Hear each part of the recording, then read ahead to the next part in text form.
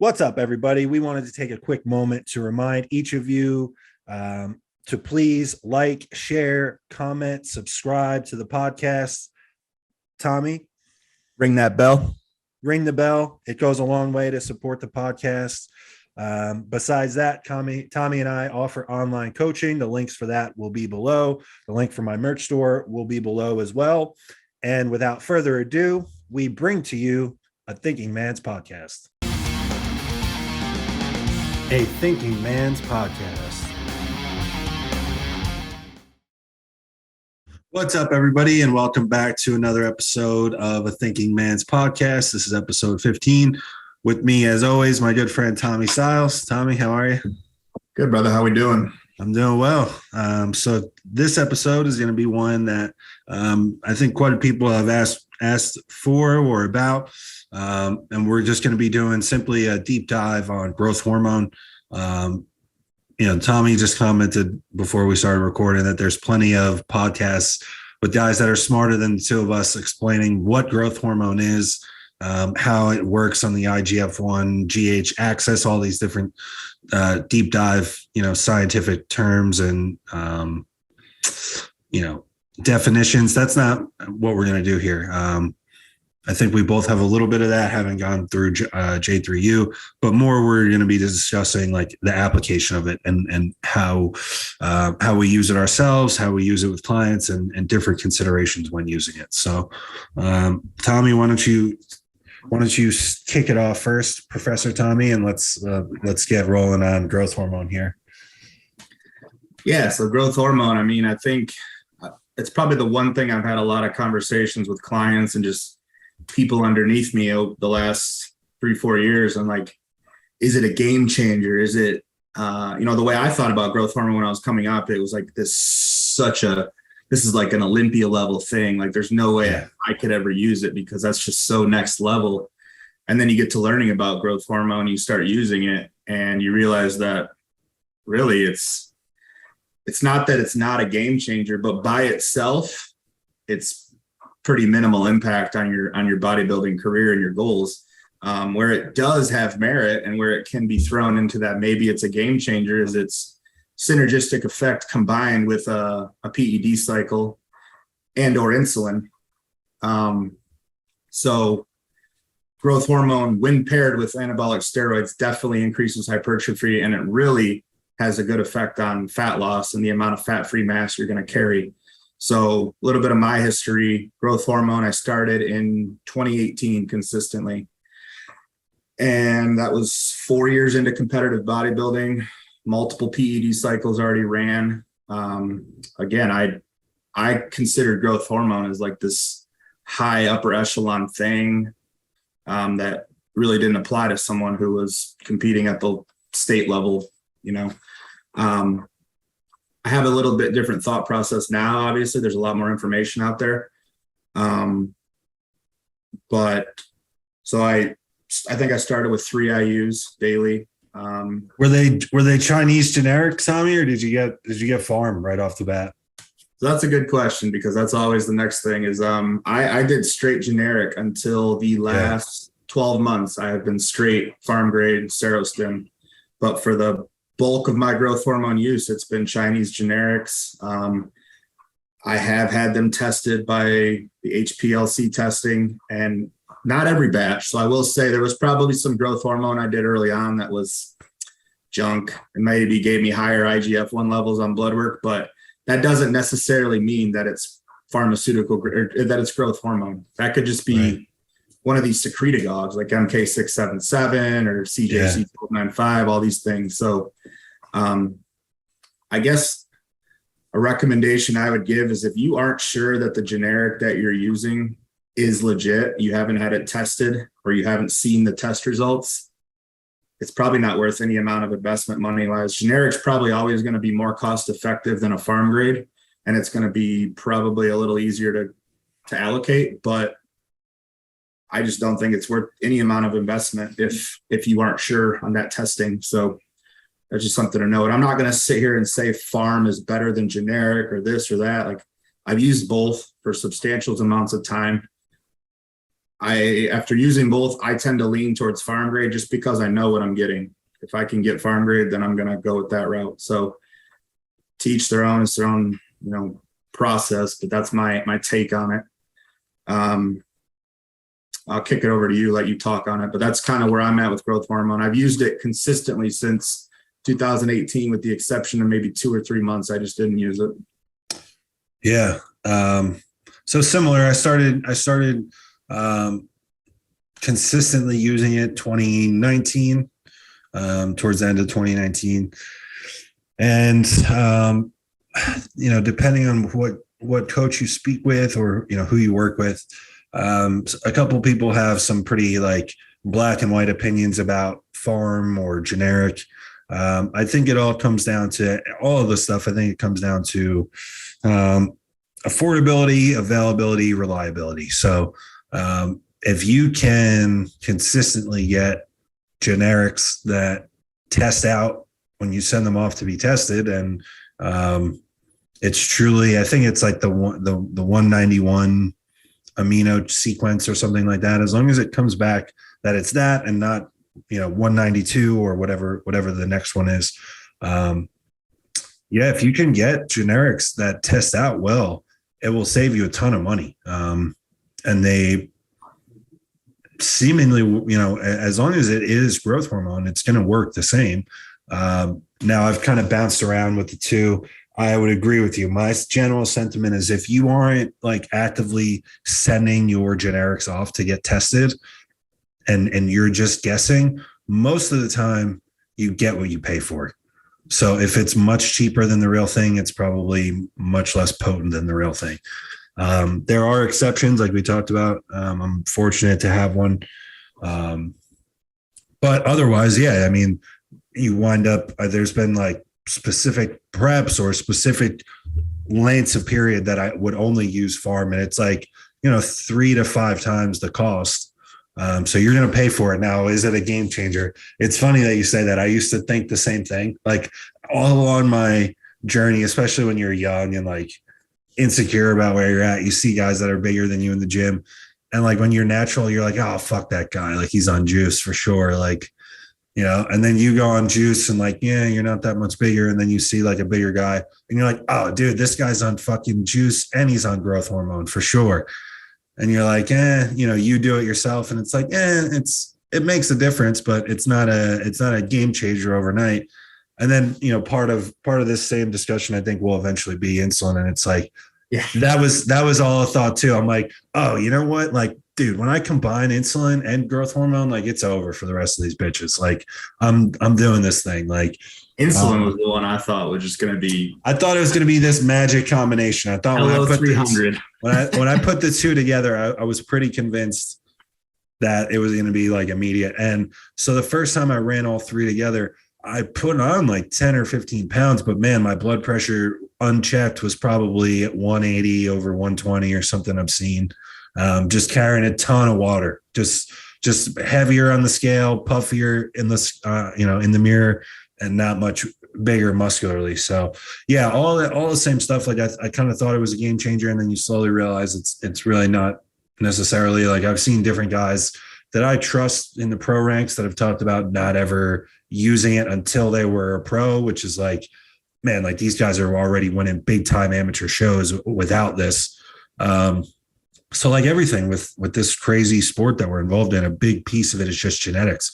I mean, I was looking at research before this to kind of sharpen up before we did this podcast, and they ran a study in young, healthy trained men. I think it was 18 to 31, something like that.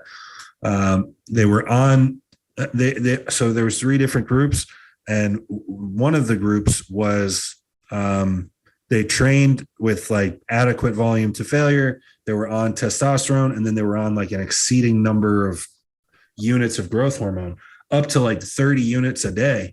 And there's a wide scale as far as response. So like you get some people that they do 30 units a day with anabolics and their IGF comes back in the 800s.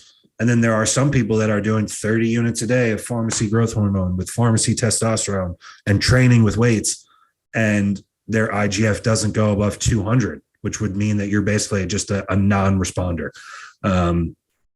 So if that's you have to be honest with yourself. I think blood work before you ever begin, like if I could set someone up perfectly to know whether or not they're a responder to growth hormone and what kind of dosing would make sense for that person compared to their budget and all these things, go get your blood work done complete, like off of it, and then go get it tested at 2 units, at 4 units, at different parameters, and see what type of benefit you're getting. It might not be worth the cost to you if it's only raising your IGF by 50 or 100 points. So I think those are all considerations. Am I leaving something out? Was there like a big question that I just didn't answer?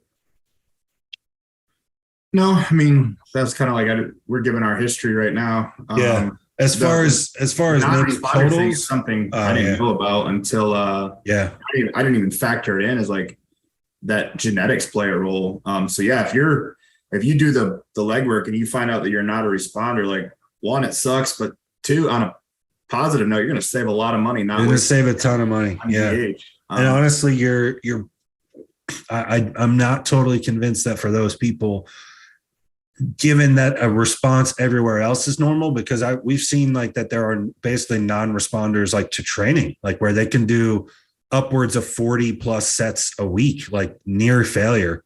And like, they don't really respond to training. It's rare, but I think if you're someone that like, has so far gotten a pretty decent response to training and anabolics and nailing a plan as far as your diet and sleep, and then you happen to find out you were someone that was a non-responder to growth hormone, I don't know that it puts that much of a damper on what you expect like your top end physique to be, just to be honest. So it's not something that I think people are, it would be a bummer, but you're right. It would save you a ton of money. And I don't know how much you'd really be missing out on. As far as like dosing, did we talk about that? I'll just talk about my own experience. I've done up to 10 units a day, which was a little much. For me, this past off season, like the longest extended period I've had off season wise of just nailing everything on like a consistent daily basis and having access to blood work basically whenever I want it. 6 units, I think, came to be pretty much my sweet spot.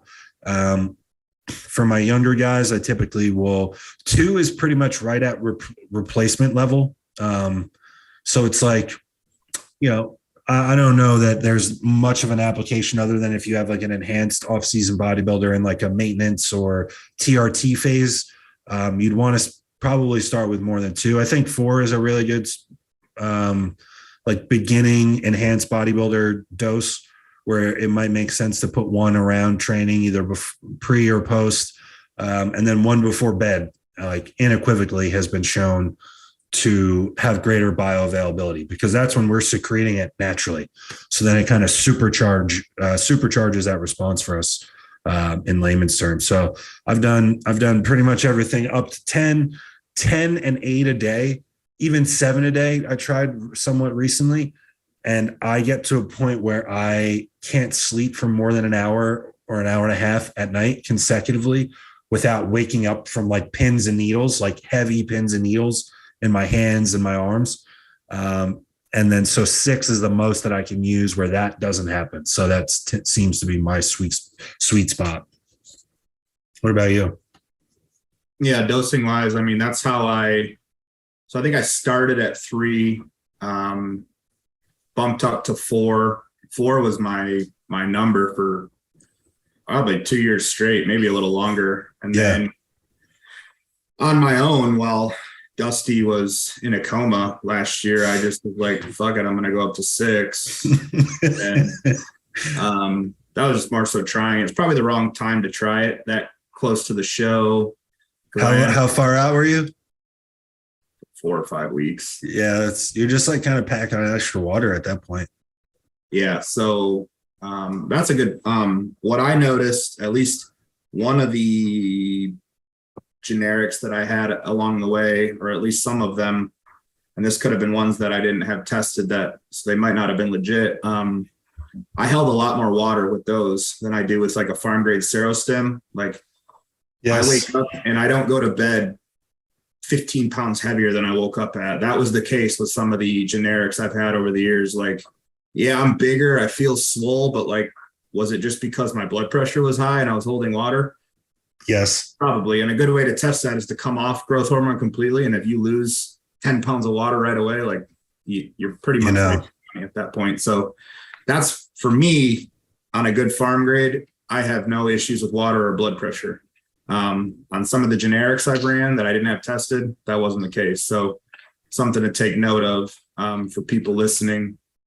But, consistently where I'm at as of the last like 3 months, my dose is 5 IUs a day. I've never gone above 6. How do you break that up? How are you shifting that out during the day? So 3 IUs fasted. And for me, I've kind of moved training. Some of the days as of the last month have been where I wake up and I train. This might be 4 or 5 a.m. So I'll take that dose instead of sub-Q, I'll take it IM. I think it's splitting hairs if IM works better than sub-Q. For me, if I have the choice, I'm doing sub-Q. Yeah. I did do a year straight of IM only, and I did it in my biceps, and my biceps have improved. I'm not going to say that's the only reason, but I do believe that there was a localized reaction in that area. I need to try a different area to really see if it happens to that area too. But my biceps, from the time I did it to the time I stopped doing it, went back to sub-Q. They've grown, and it's not. I was actually doing less training volume during that time. So we need to talk off air. Let's save the secrets. That was just something I wanted to try because I actually thought my stomach distension was partially an issue of growth hormone there. Interesting. So the biceps grew. Did you notice a tightening effect to your midsection? Yeah, dramatically. But that was also Really? because I've talked about this numerous times, but Leviathan has a GI support product. I've been implementing that 3 times a day since junior nationals. Now, do you think that's probably at play more so? It's definitely playing a big role because it's a hefty dose of zinc carnosine, which has, intestinal lining tightening properties. That and removing trigger foods. So the biceps though is the one thing where I'm like, man, they have really volumized. Yeah. But yeah, so I'm 5 IUs, 3 IUs fasted in the morning. If I'm training, I'll go IM. If I'm going to have food before training, I'll go sub-Q. And I'll wait. I think guys, you need to factor in that into your timeline. Don't pin and then have meal 1 right away. I like to give it at least a half hour before I eat. I don't know how you are with that fasted dose. So it depends. So I understand why you're doing it in a calorie deficit though, or sorry, in a calorie deficit, proven that it works, proven that it does liberate fatty acids. And then that's why it makes sense to pin your GH fasted and then go do some type of cardio. Like the GH does the job of liberating it into our bloodstream. And then it's our job to go do some type of cardio activity to use it as fuel, essentially. Now, the reason in a surplus that I said you want it to be somewhere around training, we're not really going to get that same effect if we're not in a deficit for the day. Like we're not burning fat. We're constantly in a surplus. It's not like it's going to go in and taking it fasted is going to like selectively chip away at fat cells while we're loading glycogen and building muscle tissue. So it liberates energy, period. That's one of the main actions of growth hormone. So in a deficit, it's going to put it in our bloodstream, put fatty acids into the bloodstream for us to go burn off. And then, in a surplus, really, it's like it's liberating all these, glucose, amino acids, and fatty acids into the bloodstream. That's why I think about it being a good time to take it pre-training. It's like all of these nutrients are now available to me. I'm going to go train. And then the one before bed, I think makes most sense. But in a long story short, in a deficit, yeah, absolutely. It makes a huge difference. And funny enough to what you were saying, the bicep, like localized growth, I think is interesting. And to some, it might sound like total, bro science. I get that, but I also have seen some pretty funky stuff like with some of these drugs myself, just anecdotally. So like my right glute in prep tends to hold there's like just like a skin fold that just doesn't come off all the way at the very end. My left glute will be completely peeled off, like whole, like striations all the way across. 2/3 of my glute on the right side, same deal. But then I have these folds down at the bottom, right? I started putting my fasted GH shot in the morning before my fasted cardio. I started putting it back there, and it noticeably came down to where it's almost non-existent. And then in certain spots, like I've put that fasted shot in the morning in like one spot over and over again, just as like a little test. And there's like a clear reduction in like spot fat. Now, again, sounds crazy, sounds like it's bullshit, but just relaying what I've seen. And I've spoken to this with John because I'm like, man, am I crazy for saying this? Like I'm definitely seeing this. And he's mentioned with all the experience that he's had that numerous clients have mentioned that. So I totally am interested. And I think the growth hormone, the localized effect in the arms makes sense. Now, how would you split that dose? Like, let's say you were doing 3 IUs. Were you just putting 1.5 in each? So I just kept alternating because so it's just 3, 3, 3. Yeah, I mean, because then my PM dose is 2 IUs. Okay. Bedtime dose. So if I did 3 IUs in the upper outer head of the bicep at night, I would do 2 IUs in the inner head towards the bottom of the arm. And then the next day, other arm. It was just consistent where I only did my biceps. I didn't do any sub-Q shots for a year. I didn't put it anywhere but my biceps. And that's like I said, training volume was as low as 4 sets per week for 6 months. That's like bare minimum bottom barrel maintenance volume. And this is, last year, most of my training time with Dusty, we had a whole arm day where we were doing 8 to 12 sets of biceps and smashing them to pieces. So,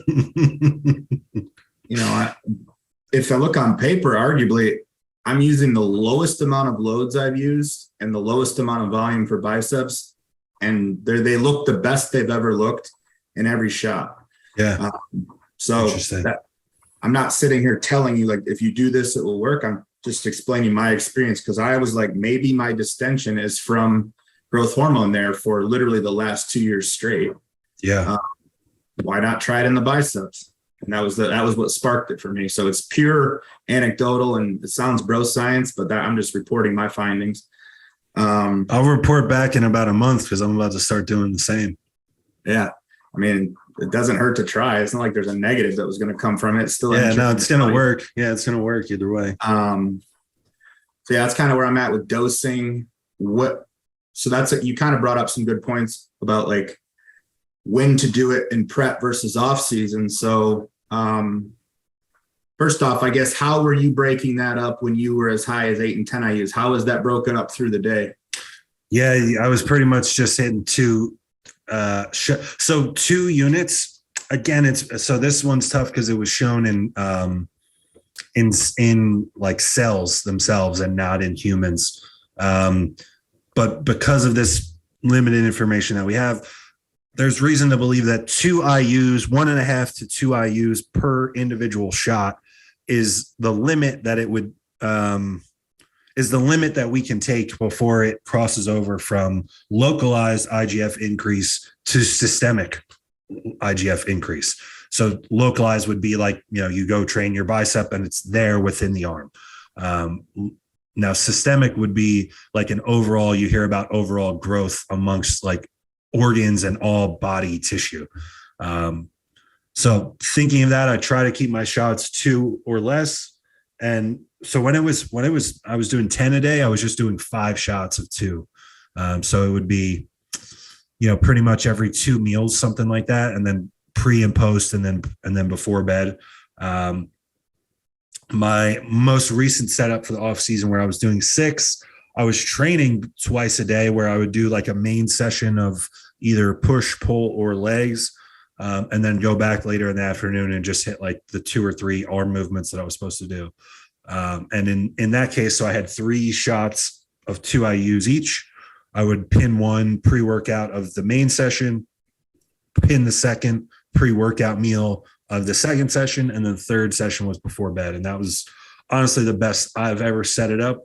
And then, so in prep, what would that same 6 look like? It would probably be fasted first thing, and then you go do some type of cardio. Maybe come back and have a meal or 2, go train, hit your second shot post, and then I'm still going to be a believer in a shot before bed. Yeah, I think if the dose is starting out low enough, probably pre-bed is where you want to put that. Like if you're just doing 1 shot a day, I would just put it all pre-bed. I agree. I totally agree. And then I did different things too. Like when I was doing 8, I was with a different coach. So it would be like 2 fasted in the morning, even in off season, 2 fasted in the morning, and then a shot of 4 units pre-workout, and then another 2 before bed. The 4 pre-workout, that was one of those examples where we were talking about like localized versus systemic.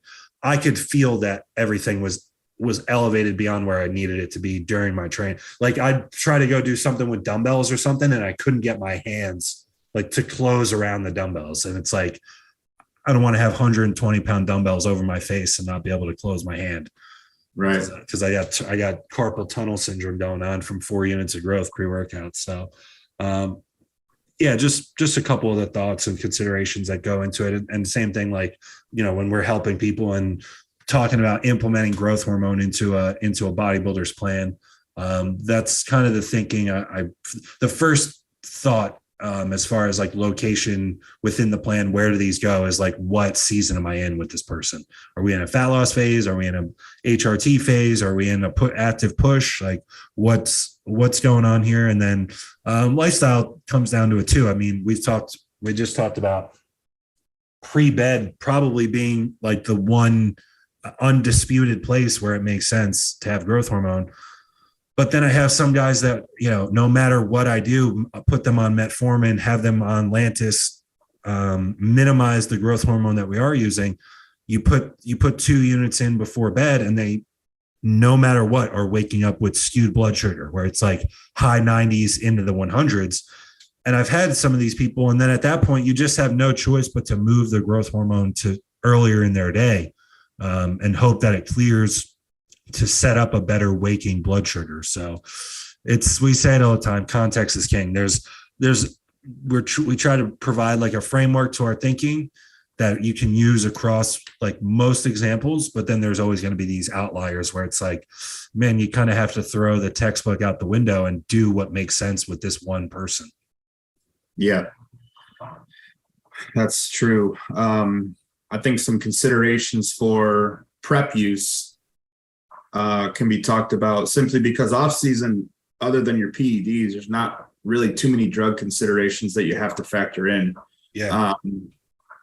But when you're talking about like your fat burning agents, like your clenbuterol, maybe you're running a thyroid hormone in prep, himbean, stuff like this. Sure. I think timing and then your SERMs, your AIs, stuff like that. So what are some considerations we can tell men and women about how to time these things out? Because this is something I learned over the last 2 years about Nolvadex's interaction, like, because it blocks GH absorption at the brain and the gut. Yeah, the blood brain barrier, and then right. I guess at the gut as well. I'm not super well versed in that, to be honest. So you can enlighten us with that. I mean, without trying to sound smarter than I am, basically it's that you're kind of wasting your growth hormone dose if taking Nolvadex, because the absorption isn't going to be there. Sure. So if you have a choice, you're probably going to want to go with an Arimidex option or another AI when it comes to estrogen control in a prep setting. It's just something to factor in. You know, there was how many people are taking Nolvadex and growth hormone, and it's really like that growth hormone is, you might as well throw your money out the window going out the highway. Yeah. And then, you know, you get an enhanced effect synergistically with clenbuterol and growth hormone. And then 100%. Yeah. The thyroid timing is the one thing where I think that almost is best taken by itself as early as you can in your day before food. Like that's why it's almost like fasted cardio. It's not that it works better. It's just that if you're enhanced and you're taking all these things, it's just the best thing to do for your morning is to have fasted cardio in play because it really helps with drug timing. Well, with the timing, and then also, I mean, there is really going to be a synergy to all of this. Like if we're talking about lipolytics and growth hormone, and then going and doing actual cardiovascular activity, we're just putting our body in a state that is going to lend itself towards burning fat, specifically, where it's like we talked about the way that growth hormone kind of liberates fuel into the bloodstream for us to go burn up. And then now you're talking about taking thyroid and clen at the same time, going and doing this cardio after, where now you're talking about like an elevated heart rate and more active thyroid. All these things are going to lend us to it being like, a given time period where it's like we're burning fat, we're doing the desired outcomes. So yeah, I think all that does, for lifestyle people or for naturals, typically, like as a general rule, it's like cardio doesn't matter. Like when can you do it? Like when can you consistently do it day after day? Absolutely. If you're talking about people that are parents or working really, really stressful jobs and they have all sorts of different things, like, yeah, I'm not going to tell the average person that they shouldn't, train with weights and then do their prescribed cardio immediately post-workout, because it's like, I'm here at the gym, I might as well do this. Now you're talking about like enhanced competitive bodybuilders.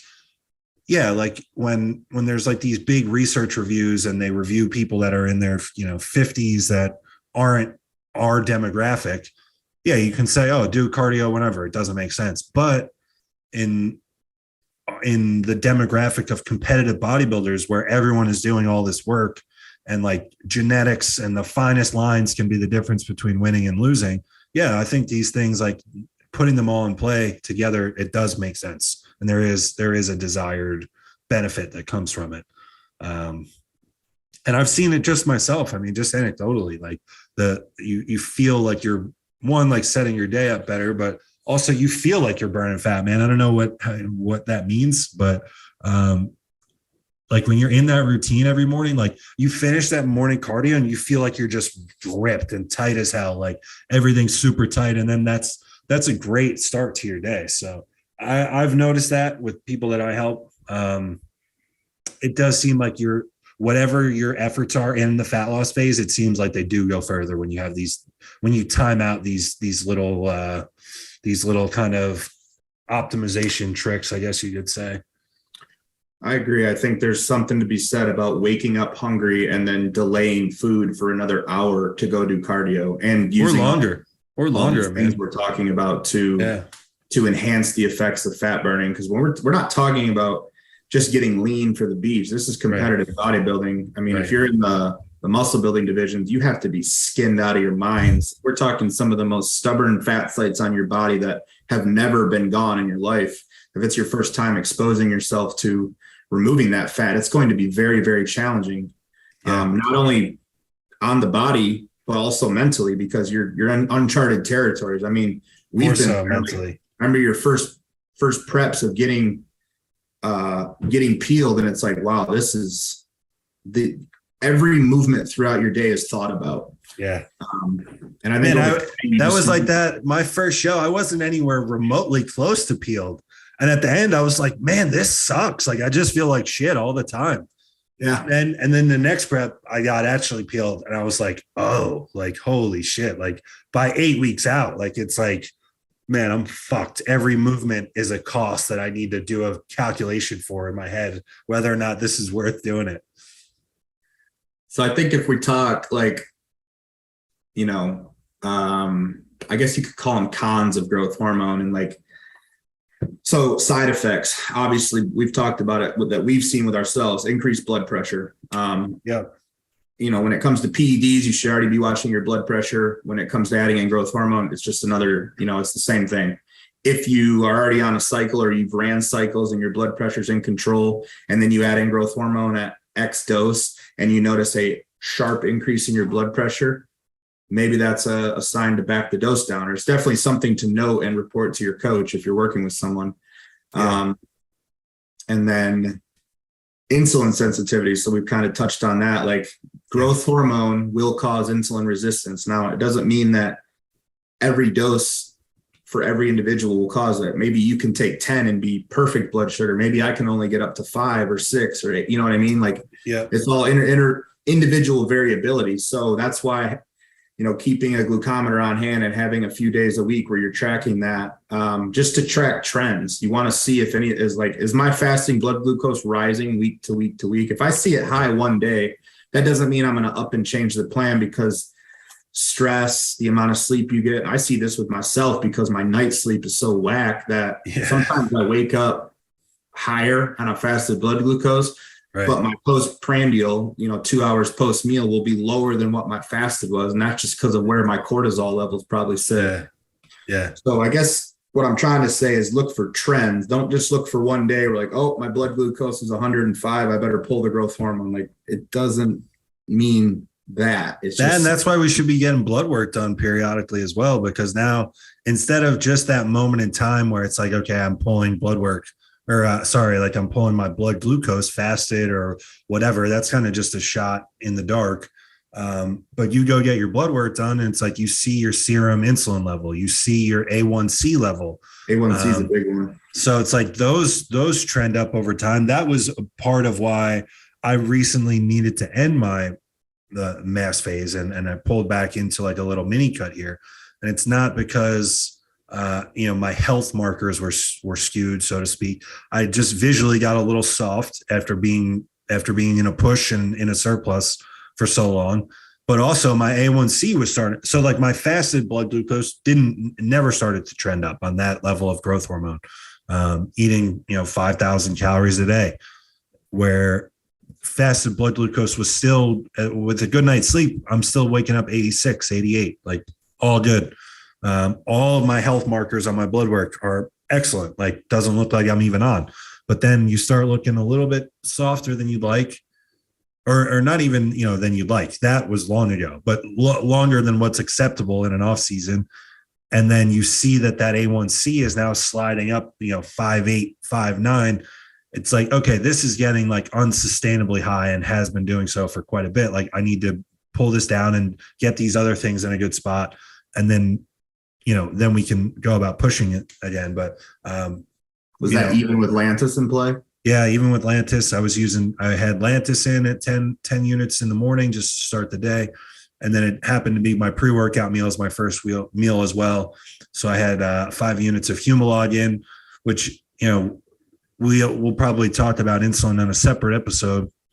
But I think people, a couple of people in our industry have made insulin protocols famous.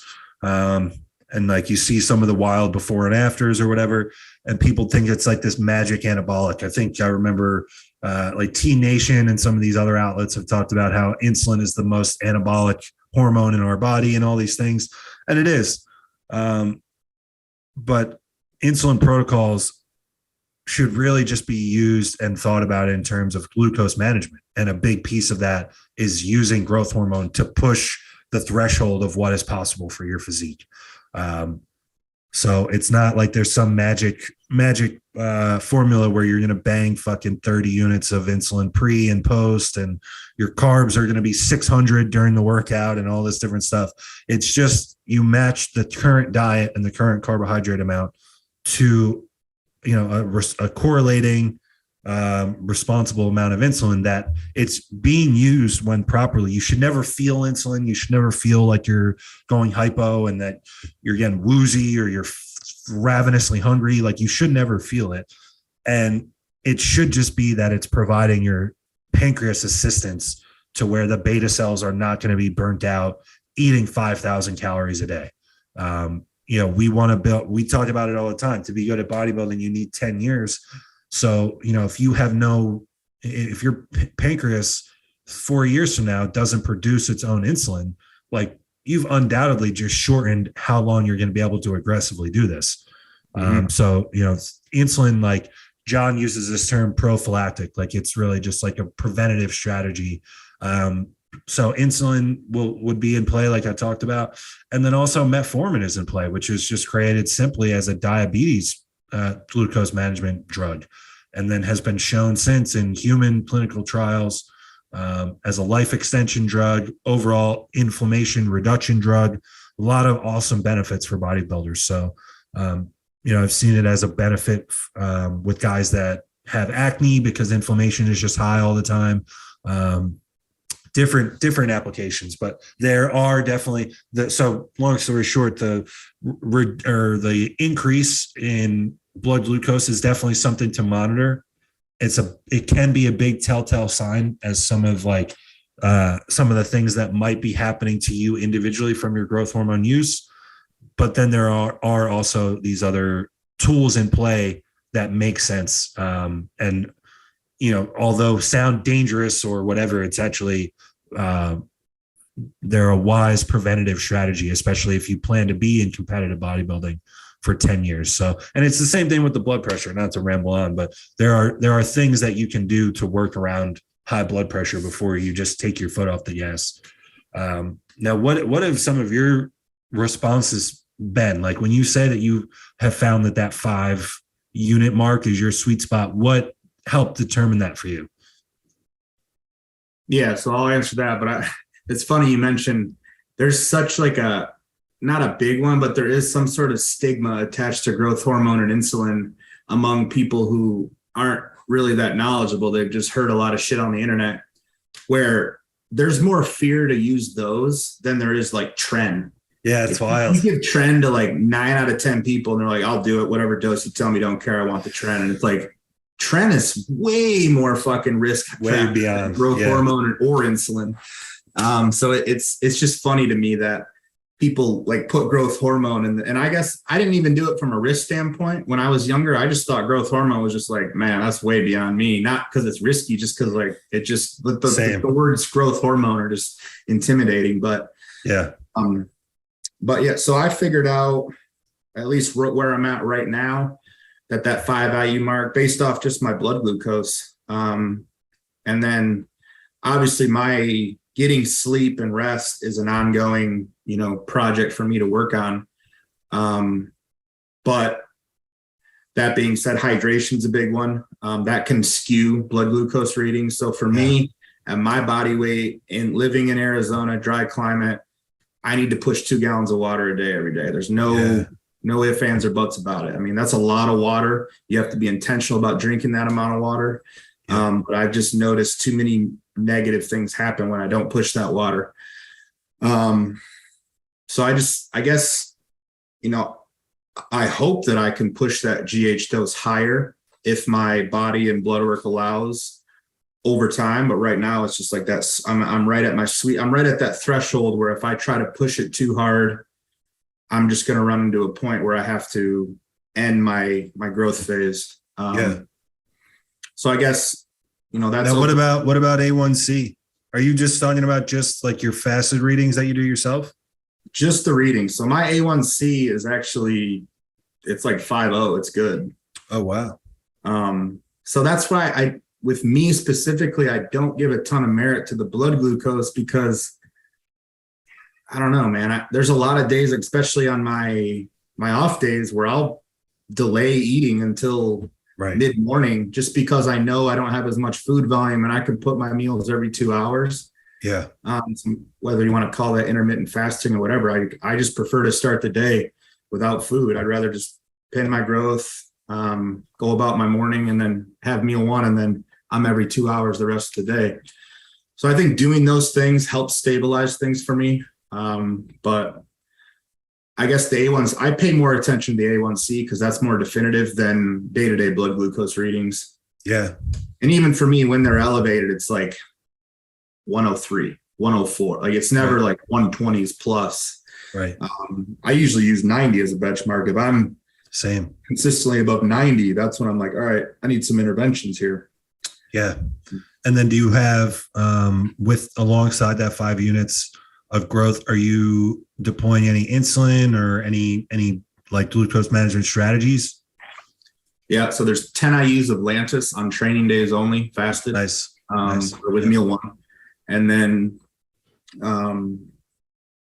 I guess from a term of like my health supplementation, there's berberine in one of the products I take from Leviathan. Citrus bergamot has numerous research when it comes to glucose metabolization. So a lot of the health supplements I take are based around, those factors too. Yeah. Berberine has a similar effect to metformin. So that's a good, you can kind of use one or the other. I feel like it's typical to hear about somebody using either one or the other. And then what's your food at, man? How high is the food right now? Training days is about 5,100 calories. So that's a fuck ton of food, man. Carbs are like 700. Yeah, just shy, like 670. And then the non-training days are actually much lower. So I think that's a good way to, one, help with body composition, but also to keep blood glucose in an acceptable range, is to have your non-training days be significantly lower. And that's only going to help with appetite too. So agreed. I'm around 5,100 calories on training days. Non-training days takes the dive down to like 3,500. Right on. Yeah, I was at a similar split. We talked about that when we had Chris Tuttle on the show too. And I guess it just depends on that person and the different variables and concerns that their circumstance is presenting. Like, if you do have someone that needs to push a fuck ton of food like that, I agree. I like having a lower day, like on rest days. That's another day I feel like where you're kind of giving your pancreas a little bit of a rest. I may even pull a good chunk of the carbs down and just replace those same calories with fats. It's another strategy. I think even too, depending on the body type and the person, that's where, if I have someone who is just a slower metabolism and they get soft quick, no matter if they have a good amount of cardio in, their steps are up, whatever. That's just, it's just a shitty hand when it comes to, that's someone that's probably going to have higher protein than most, simply because it's a way to increase calories without necessarily a negative effect on body composition. That's one of those things that I feel like the bro community has kind of implemented just instinctually or intuitively. Mm-hmm. And then there actually is research that shows that if your body composition, I'm going to fuck this up. I know it. There's going to be somebody in the comments that's like, no, that's not exactly what it said. Generally, I saw research that showed that if you overshoot your surplus, and they looked at it, by how many calories, whatever, and then overshooting with proteins, carbs, or fats, overshooting your surplus with protein had the least detrimental effect on body composition, which I thought that's super interesting. Especially if we're talking about, you're going to be in a deficit in a contest prep or fat loss phase, but I see a lot of people that go higher protein diets. And I think that thinking does make some sense around it, I think. But yeah, we're at like 47 minutes. What do you think? Anything that we maybe didn't touch on that you wanted to? I mean, we got what we wanted to put out there. I think, I guess to give some differences for genders, growth hormone is totally applicable for women.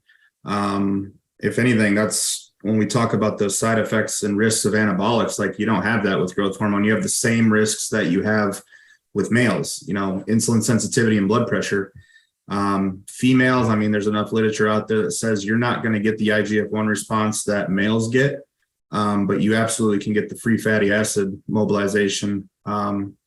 So in layman's terms, what does that mean? Like over time, when paired with anabolic steroids, you're going to get increased muscle and decreased body fat. That's the one thing I've noticed in my body over the years, 4 years of using growth hormone, is I am consistently getting leaner at the same weight every single year. And obviously there's more than one factor. It's not just growth hormone doing that. But I think anybody that's ran growth hormone for a significant amount of period can notice the same thing when they look back at their own journey, is that, and it doesn't mean you can just eat shit and you have growth hormone on play to like wipe it out. It doesn't work like that. But what it means is that increased muscle mass, decreased fat-free mass over time. That's where growth hormone, if you're ever going to call it a game changer, that's where it comes into play, is that fact right there.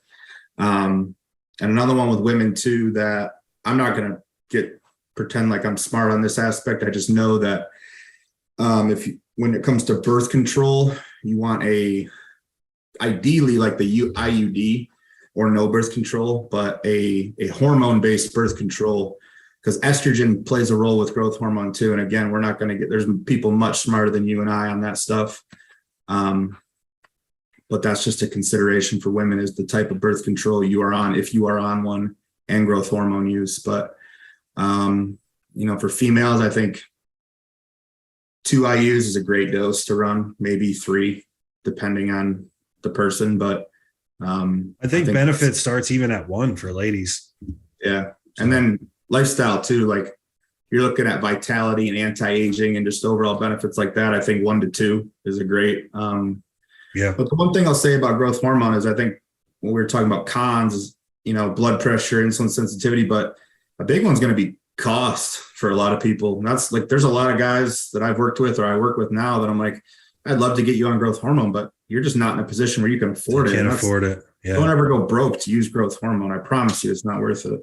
It isn't. And if that is the case, there's going to be, if you're kind of up against it budget wise in bodybuilding, there's other better avenues to spend that money, and just overall just being lower stress. Like the last thing that you want to do is bring on further commitments and stress that are going to hinder your bodybuilding. So yeah, I think all good stuff. And I think there's a lot of good takeaways for people that maybe might catch this as like into their first exposure or prior to their first exposure to growth hormone.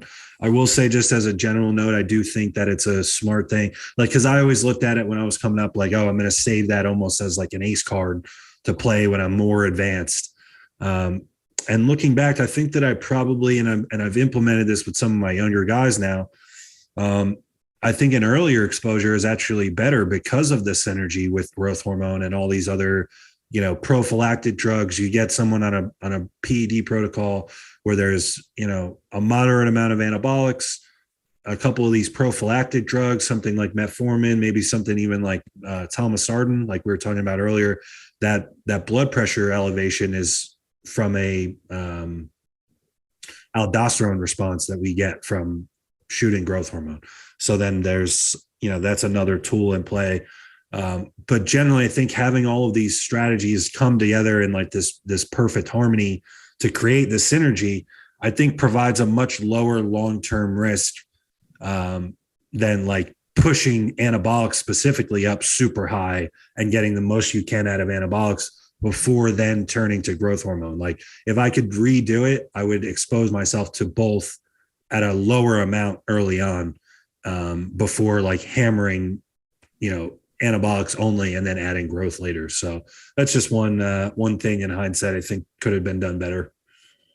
I agree. Same thing. I think adding it in sooner than later is a better move, maybe second or third cycle.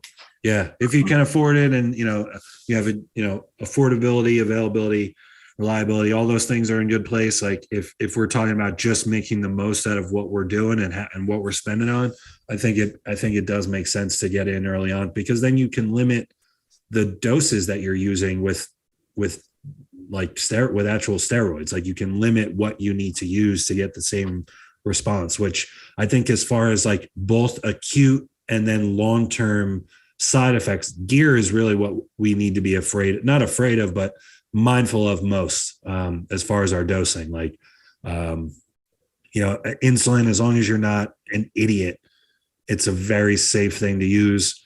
I think growth hormone, for the most part, is a very safe thing to use. So it's like we need to be most mindful of the anabolics themselves. And if growth hormone is a means of using less, then I think that's something that we should probably have in play pretty early on. I was going to say, the cons we mentioned, blood pressure and insulin sensitivity, are Manageable. Pretty easily managed. Yep. And they're very reversible if you do notice issues. I've noticed issues with both and myself. You've probably noticed issues. Like, it's not like I'm dealing with this for the rest of my life. It just means, hey, the information's been presented to me. What am I going to do about it? Yeah, exactly. Yeah, a lot of good stuff, buddy. Anything Growth else? Hormone. I think that's it, man. Growth hormone. Case closed. If you guys have questions, leave them in the comments. Let's get some positive conversation going. Yep. Other than that, we got another guest lined up for next week. Yes. Yeah. Really good. Kind of an OG guest. So excited about that. Stay tuned. Keep us posted on everything. We'd love to hear from you guys in the comments, what you think about this episode and the others. For Tommy Stiles, I'm Joseph PIRCHER. This was a Thinking Man's Podcast, episode 15, and we are out.